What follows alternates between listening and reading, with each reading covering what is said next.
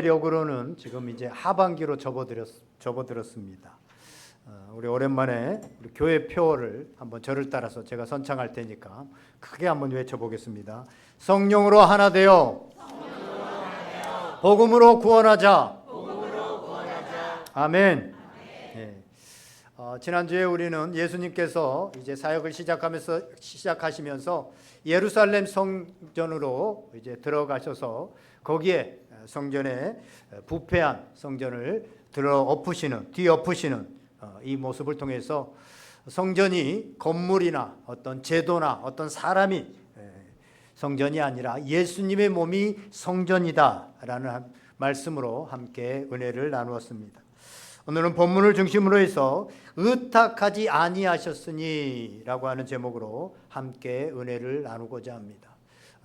오늘도 주님의 크신 은혜와 평강이 여러분의 삶에 또 오늘 말씀 속에서 주님의 음성을 듣게 되어지는 귀한 은혜가 있기를 주님의 이름으로 간절히 축원드립니다.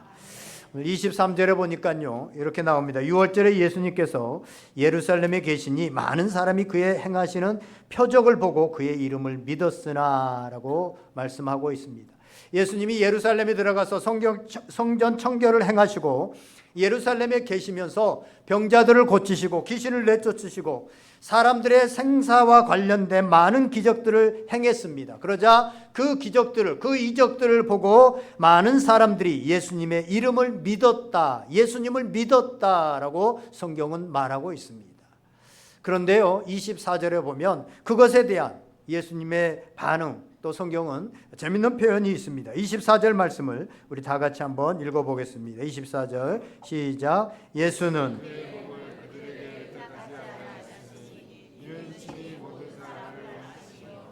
아멘. 많은 사람들이 예수님의 이적을 보고 믿었지만 예수님은 그의 몸을 그들에게 의탁하지 않으셨다라고 그렇게 말씀하고 있습니다. 의탁하지 않으셨다. 그의 몸을 의탁하지 않으셨다. 이게 뭘까요? 예수님 분명히 육신으로 이 땅에 계셨을 때 33년을 계시면서 특별히 제자들과 3년 동안 계시면서 매일 돌을 떡덩이로 만들어 먹지 않았습니다. 제자들이 갖다 준 음식을 먹었고 제자들이 마련해 준 잠자리에서 잤고 배를 타고 건너갈 때도 제자들이 노를 줬고 예수님은 주무시기도 하고 피곤해서 고물에서 주무시기도 하고 분명히 제자들에게 몸을 의탁해서 제자들의 도움을 받고 살았습니다. 그러나 오늘 본문에 보면 예수님이 그들에게 자기의 몸을 의탁하지 않으셨다. 그렇게 말을 한다면 아마 예수님의 제자들은 섭섭할 겁니다. 내가 얼마나 예수님을 잘 섬겼고 예수님을 잘 섬겨드렸는데 저희들에게 전혀 몸을 의탁하지 않았다니요, 저희들의 도움을 전혀 받지 않았다니요, 섭섭합니다 라고 말할 수 있습니다. 그렇다면 오늘 예수님께서 오늘 본문에 보면 자기 몸을 의탁하지 않으셨다라고 할 때 그 의탁하지 않으셨다라고 하는 것은 무슨 뜻일까요? 원문을 보면 사람들이 예수님이 그의 이름을 믿었다라고 하는 표현과 예수님이 그들에게 자기 몸을 의탁하지 않으셨다라고 하는 단어는 똑같은 단어 피스티스를 씁니다. 믿었다라고 하는 똑같은 단어를 씁니다. 그렇게 보면 의역을 해보면 이렇습니다. 그들은 예수님의 행하신 표적들을 보고 믿었으나 예수님은 그들을 믿지 않았다라는 표현이 되어집니다. 여기서 예수님이 인간을 어떻게 보시느냐, 사람을 어떻게 보느냐라고 하는 예수님의 인간관에 대해서 우리는 볼 수 있습니다. 예수님은 이 땅에 오셔서 가난한 자, 병든 자, 심지어 창기들, 세리들, 죄인들과 함께 하면서 그들의 친구다라고 하면서 그들과 함께 식사도 하고 그들과 함께 동행도 하고 그들을 사랑하고 그들을 섬겼습니다.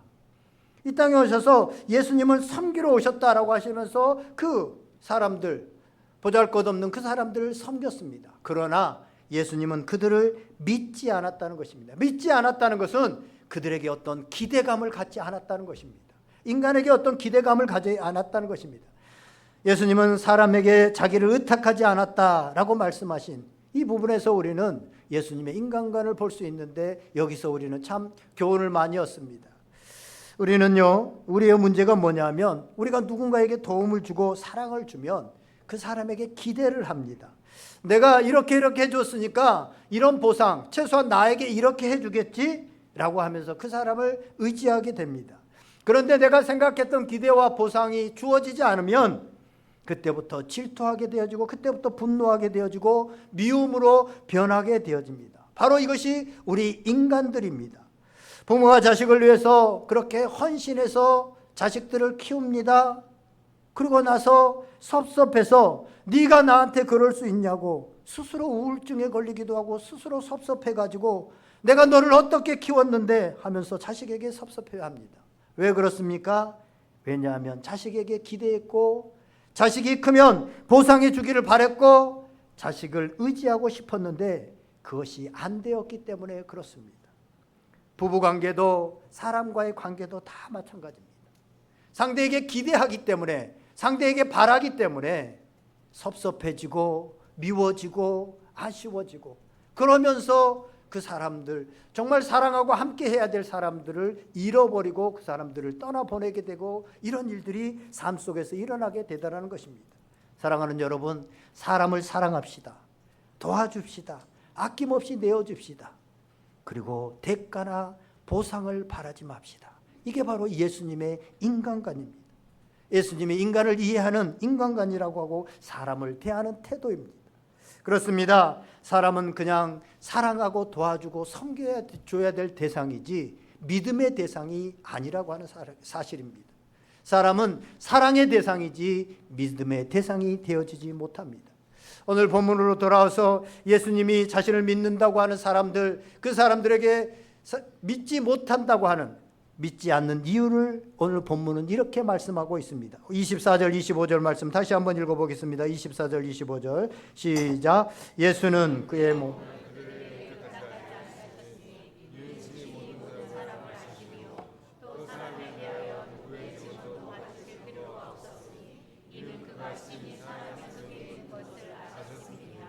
아멘. 반복되는 말씀이 있습니다. 예수님께서 친히 그들을 아셨다. 그들의 마음을 아셨다라는 것입니다. 예수님께서는 사람의 마음속에 무엇이 들어있는지 다 아십니다. 행동뿐만 아니라 생각까지도 다 아십니다. 누가 말해주지 않아도 그 사람의 실체를 알기 위해서 누군가에게 그 사람을 잘 아는 사람에게 증언을 들을 필요도 그 사람에게 물어볼 필요도 없습니다. 예수님은 이미 다 알고 계십니다. 그렇다면 사람들 속에 있는 것이 무엇입니까? 마태복음 15장에 보면 예수님께서 말씀하시기를 사람 속에서 나오는 것이 사람을 더럽게 하는데 그 속에서 나오는 것이 무엇이냐? 19절에 보면 마음에서 나오는 것은 악한 생각과 살인과 간음과 음란과 도둑질과 거짓 증언과 비방이니라고 말하고 있습니다.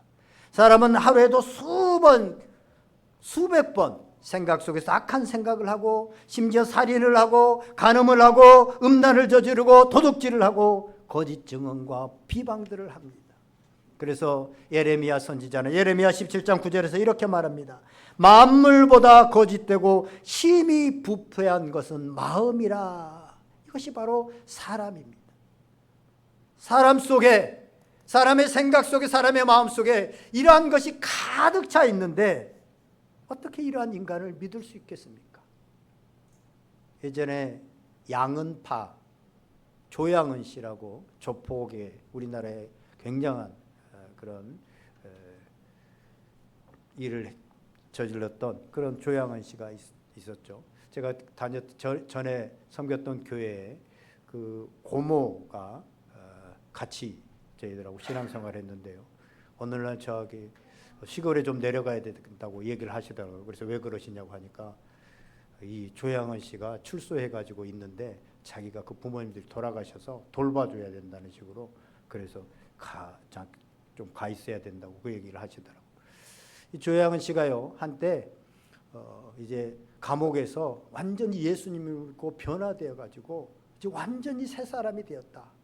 그래서 조용기 목사님, 여의도 순복음교회 조용기 목사님한테 가서 세례를 받고 당시에 그 순복음 신학을 해가지고 목사님까지 됐습니다. 그래가지고 완전히 이제 새 사람이 되어져서 선교 활동을 한다. 이렇게 소문이 났다가 나중에 다시 또 범죄하게 되어지고 다시 감옥에 갇히게 되어지고 이런 일들을 반복하게 되어졌습니다.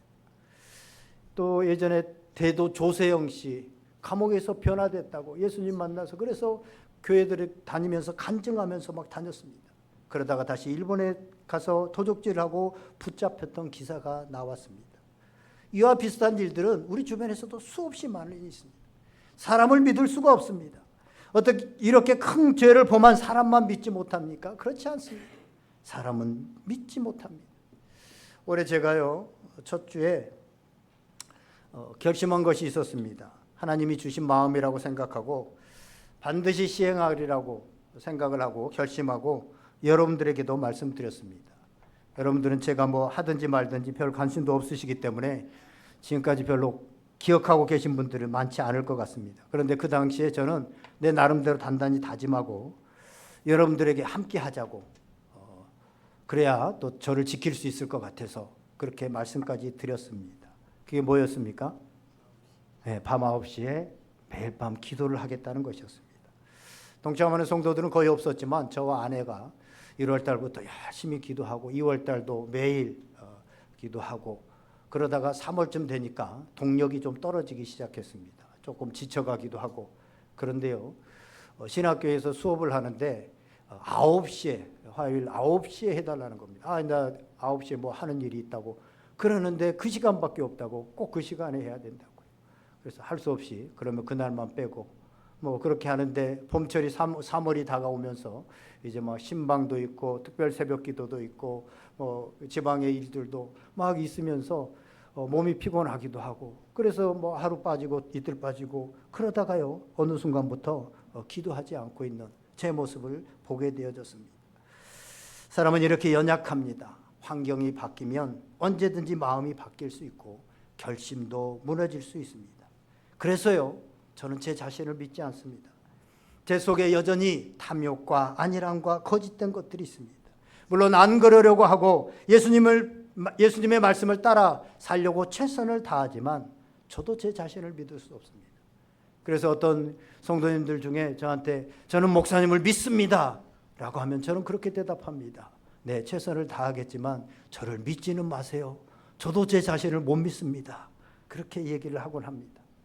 우리는 때때로 넉넉하지 않지만 하나님께서 주신 것에 감사하며 살자 생각하고 진실한 마음이 들어서 하나님께 기쁨의 감사를 드리지만 어느 순간 다른 사람과 비교가 되어지고 그 사람을 보는 순간 어느 순간 마음속에서 열등감에 빠져있는 내 자신을 보기도 합니다. 기도할 때는 정말 사랑하고 더 이상 미움이나 원망 같은 것이 없을 것 같고 그런 것들에 내 마음을 이제는 빼앗기지 않겠다고 다짐을 하고 나오지만 막상 그 사람을 보면 다시 화가 나고 섭섭하고 서운했던 감정들이 솟아나는 것이 인간입니다. 남들 보기에는 그렇게 열정적이고 변함없는 열심으로 신실하게 섬기는 사람들도 늘 그 속에는 열정과 꾸준함이 한결같지 않고 흔들리는 자기의 마음을 보면서 스스로 자신이 위선자처럼 느껴질 때가 있습니다. 그것이 바로 인간입니다. 인간은 언제나 간사함이 있어서 언제든지 변할 수 있다는 것. 설령 그 마음이 진실하다고 할지라도 그 마음의 진실함을 지킬 수 있는 능력이 우리 인간에게는 없다는 것. 그것 때문에 사람을 믿을 수가 없습니다. 그래서 예수님은 그들에게 의탁하지 않으셨다라고 그렇게 말씀하고 있습니다. 그런데 오늘 이 말씀을 왜 본문에 기록하고 한 사건에서 성전 청결 사건에서 이제 니고데모로 넘어가는 곳에 3절을 이것을 기록했느냐는 것입니다. 사람이 악하고 간사하다는 거 누구나 다 알고 있는데 왜 굳이 여기에 말씀으로 기록하고 있을까? 의미는 알겠는데 기록한 의도가 무엇이냐라고 하는 것입니다. 왜 이 말씀을 기록하고 있나? 우리는 두 가지 정도를 생각해 볼 수 있습니다. 첫 번째로는요, 당시에 예수님을 믿는다고 하는 사람들, 그 사람들의 믿음이 완전히 불완전한 것인데 어느 우리의 믿음은 어떠한가? 우리 자신을 한번 돌아보라. 우리 자신을 돌아보게 하기 위해서 이 말씀을 기록했다라고 볼 수 있습니다. 그래서 우리는 당시에 믿는다고 하면서도 눈에 보이는 표정만을 구하고 마음속에는 간사함이 가득했던 그 사람들처럼 그렇게 살지 말자라고 하는 교훈을 주기 위해서 이 말씀을 주셨고, 당시 예수님을 믿는다고 했던 사람들은 형편없는 믿음의 사람들이었는데 우리는 진실하고 믿을 만한 사람이 되자, 이러한 교훈을 주기 위해서 이 말씀을 기록했다고 볼 수 있습니다. 그런데요, 그런 의도라면, 그래서 기록했다라고 한다면 저는 그렇게 믿을 자신이 없습니다. 그 사람들은 예수님을 보고도 간사하고 그렇게 보고도 믿는다고 고백해놓고도 그렇게 살았는데 오늘 나는 예수님의 육체를 본 적도 없습니다.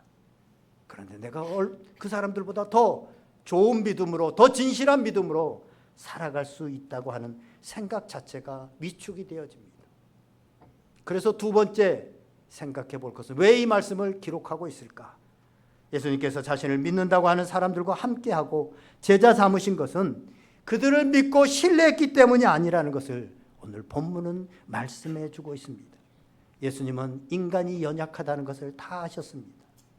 지금은 그들이 주님을 위해서 죽을 것처럼 말해도 얼마 지나지 않아서 또 흔들리고 넘어질 것을 아셨습니다. 그런데도 예수님은 사랑하시기로 하셨습니다. 그런데도 그들을 제자 삼으시고 그들과 함께 하시기로 예수님께서 하셨습니다.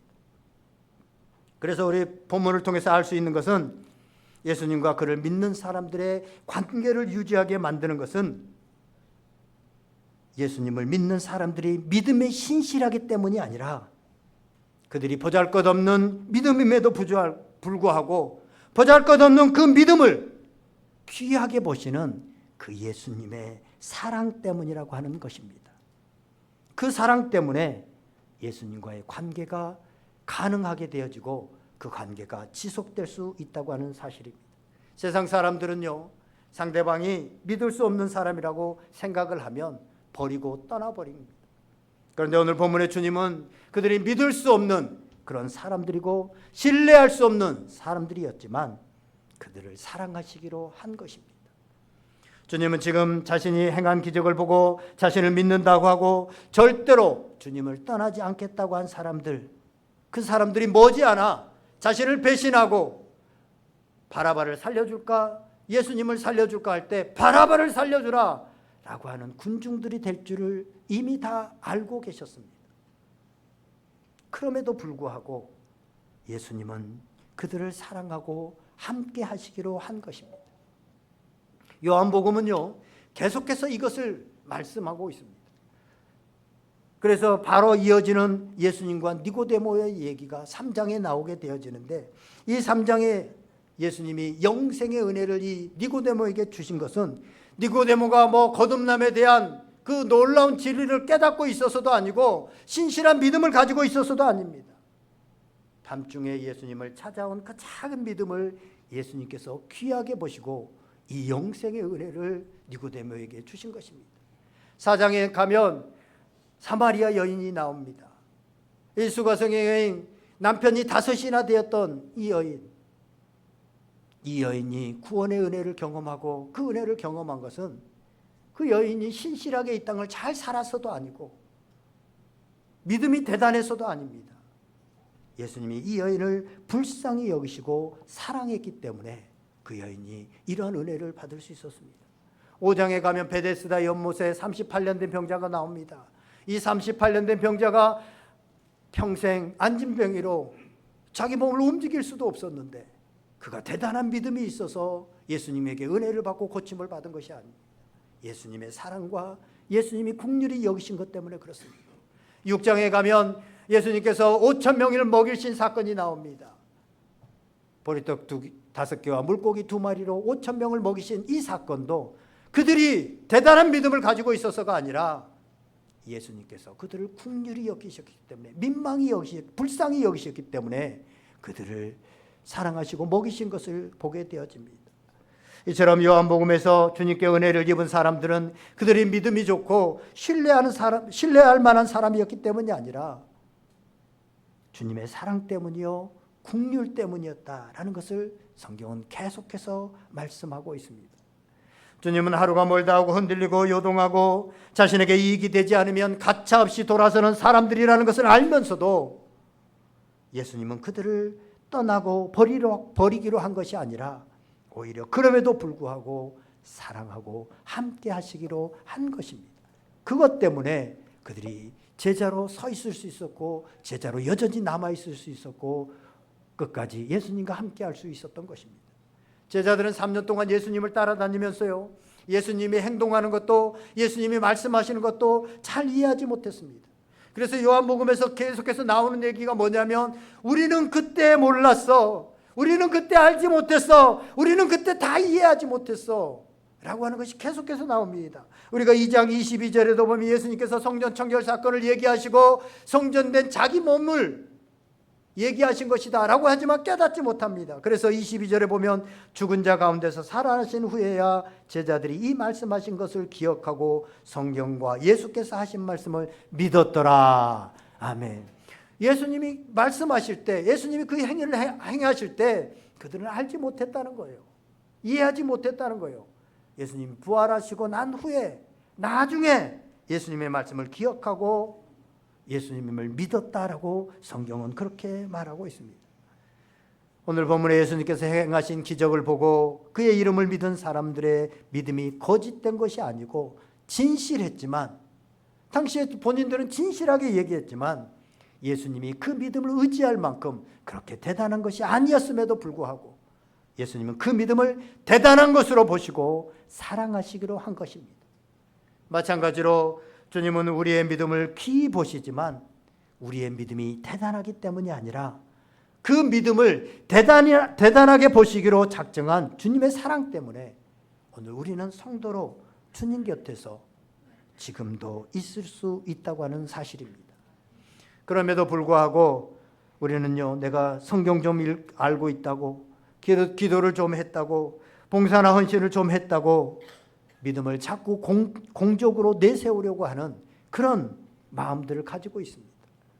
다른 사람들의 믿음과 비교해서 믿음이라는 명목하에 자꾸 다른 사람들을 정죄하고 비난하고 분쟁을 일삼기도 합니다.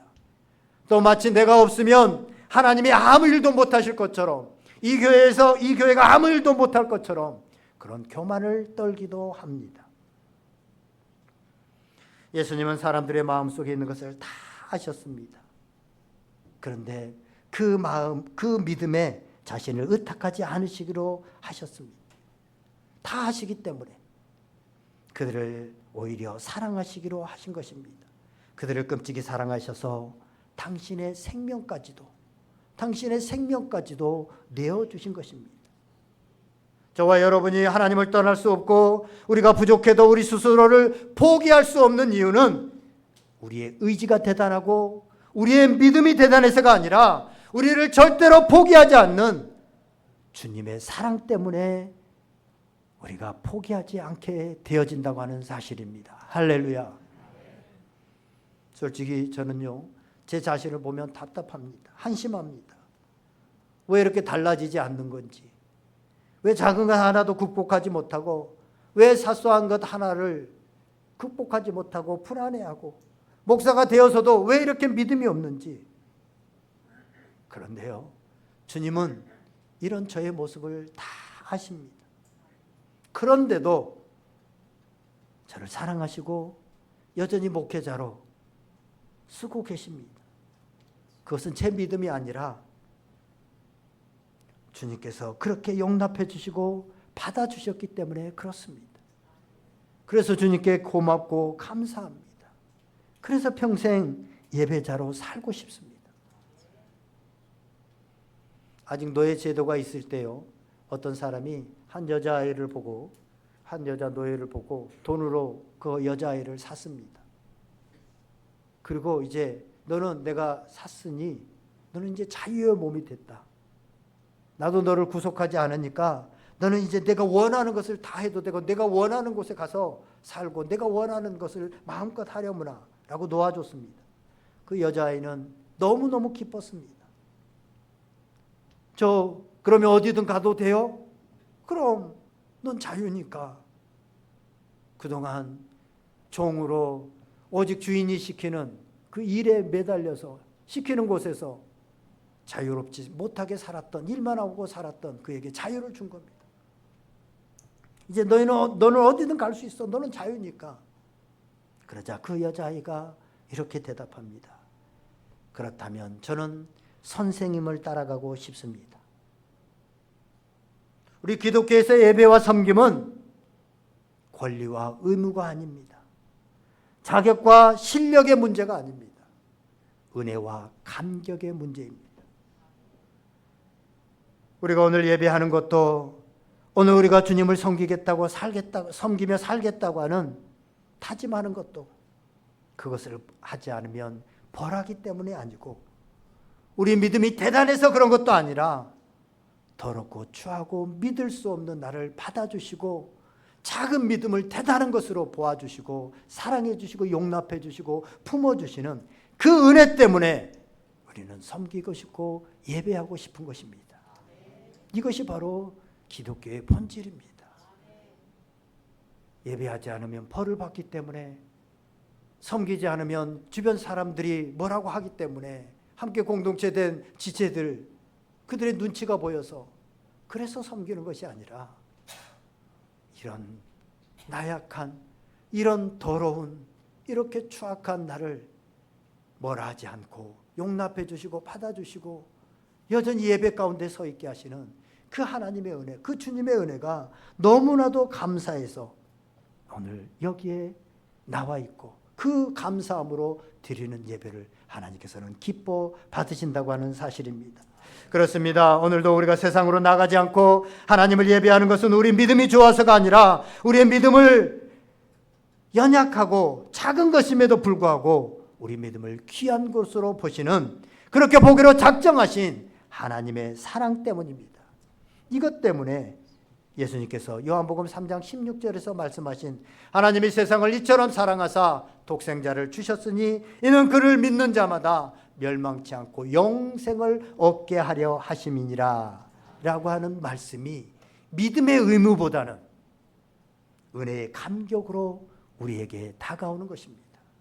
믿는 자마다 영생을 주는 것이 아니라, 내가 그래서 잘 믿어서 영생을 얻게 된 것이 아니라 하나님이 세상을 이처럼 사랑하사 믿을 수 없고 배신할 것을 알고 돌아설 것을 알고 자기 이익을 따라서 살아가고 속에 간사한 것이 가득한 것을 다 알매도 불구하고 그들을 사랑하시고 작정하신 그 하나님의 사랑, 그 하나님의 사랑 때문에 내가 영생을 얻고 구원 얻게 될 것이라고 하는 이 은혜, 이 은혜가 우리에게 다가오는 것입니다.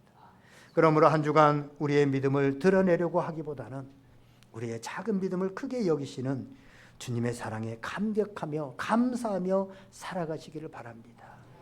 우리가 우리의 힘으로 뭔가를 이루어내려고 하고 믿음을 이루어내려고 하면 거기에는 오히려 더러운 냄새가 납니다. 그러나 주님께서 이러한 부족한 자를, 이러한 연약한 자를, 이런 더러운 자를 받아주시고 용납해 주시고 참아주시는 그 하나님의 사랑, 그 주님의 은혜, 그 은혜를 기억하고 살아가게 되어지면 어느 순간 내가 드리는 예배를 하나님께서 기뻐 받으시는 예배가 되어지고 내가 드리는 봉사가 하나님께서 기뻐 받으시는 봉사가 되어지는 그런 삶이 되어진다고 하는 사실입니다. 그래서 우리가 또 한 주를 살아가면서 기억해야 될 것은 내가 믿음의 대단한 것을 이루어야 되겠다, 내가 믿음을 지켜야 되겠다라고 하는 우리의 결심, 우리의 의지가 아니라 주님의 은혜, 나를 이 연약한 이 죄인을 받아주시는 그 주님의 은혜를 기억하며 살아가고 그 은혜 앞에 나아오게 되어지면 우리는 하나님의 은혜에 감격한 자로 살아갈 수 있게 될 것입니다. 이러한 은혜가 오늘 한 주 또 우리의 삶에 가득하게 되시기를 주님의 이름으로 간절히 축원드립니다. 기도하겠습니다. 우리 오늘 말씀을 생각하면서 주님의 은혜를 생각하면서 나 같은 죄인을 살려주시고 나 같은 죄인을 참아주시고 나 같은 죄인 여전히 붙잡아 주시고 계시는 그 하나님의 은혜에 감사하면서 오늘 성령님께서 들려주신 음성 붙들고 다 같이 한번 간절히 기도하겠습니다.